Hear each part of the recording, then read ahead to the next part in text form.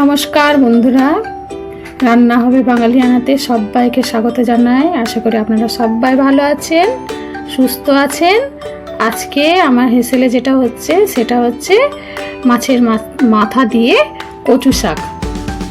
এটা কিভাবে করছি সবটা আপনাদেরকে বলবো, দেখতে থাকুন কিভাবে করছি এই রান্নাটা। এবং ভিডিওটা ভালো লাগলে সবাই লাইক, শেয়ার, কমেন্ট ও সাবস্ক্রাইব করে দেবেন। আর সবাই পাশে থাকবেন, সাপোর্ট করবেন।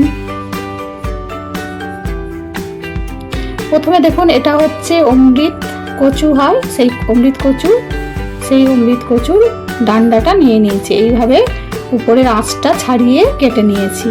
কেটে নিয়ে এবার আমি কড়াই বসিয়ে দিয়ে কড়াইয়ের মধ্যে এই কচু শাকের ডান্ডাগুলোকে আমি দিয়ে দিলাম সেদ্ধ করার জন্য।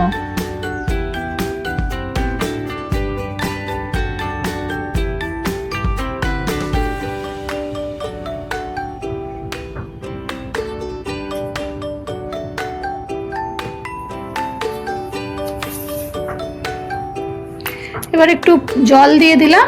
এটা সেদ্ধটা আপনি কড়াইও করতে পারেন, আবার ইচ্ছা হলে আপনারা কুকারেও করতে পারেন। দেখুন আমি এইভাবে ঢেকে ঢেকে কচু শাকটাকে সিদ্ধ করে নিচ্ছি।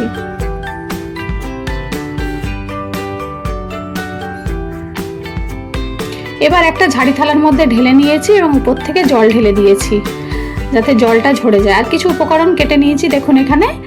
আর একটা মাছের মাথা নিয়েছি। এখানে ইলিশ মাছের মাথা দিয়ে করলে কচু শাকটা খুব ভালো টেস্ট হয়, কিন্তু এবার মাছের মাথাটা ভালো করে আমি এখানে ভেজে নিলাম।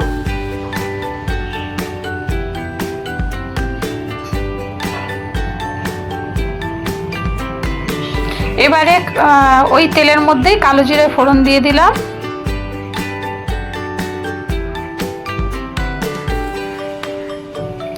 এবার একটা লঙ্কা ভেঙে দিয়ে দিলাম। এবার কিছুটা রসুনের কুচি এখানে দিয়ে দিলাম, দিয়ে ভালো করে নাড়াচাড়া করে নিচ্ছি।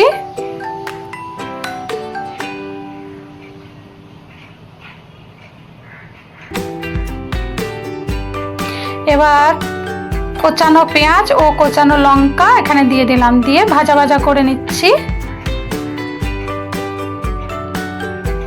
এবারে দেখুন মাছের মাথাটা দিয়ে দিয়েছি। এবার খুন্তি দিয়ে মাছের মাথাটাকে ভেঙে ভেঙে গুঁড়ো গুঁড়ো করে নিচ্ছি, একদম মিশিয়ে নিচ্ছি এই মশলাটার সাথে।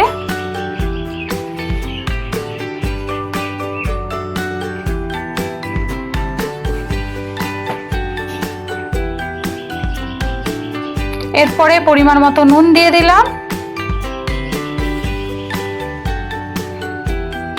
এবার হলুদের গুঁড়ো দিয়ে দিলাম, লঙ্কার গুঁড়ো দিয়ে দিলাম। দেখুন লঙ্কা বেশি কম আপনারা দিতেই পারেন। এবার ধনে গুঁড়ো আর জিরে গুঁড়ো দিয়ে দিলাম।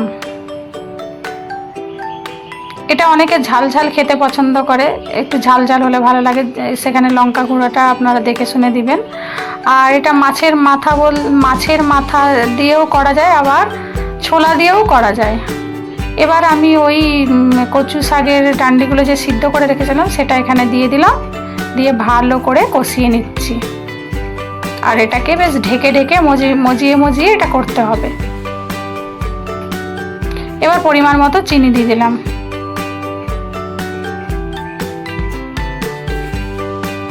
ভালো করে নাড়াচাড়া করে নিচ্ছি যাতে সমস্ত মশলা, নুন, মিষ্টি সমস্ত কিছুটা মিশে যায়।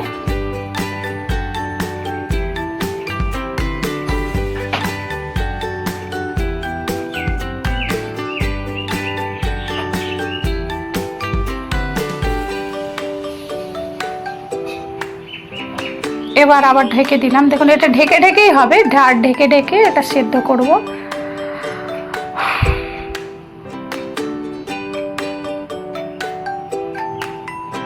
এবার উপর থেকে দেখুন এটা একদমই হয়ে এসছে। এবার উপর থেকে আমি গরম মশলা ছড়িয়ে দিলাম।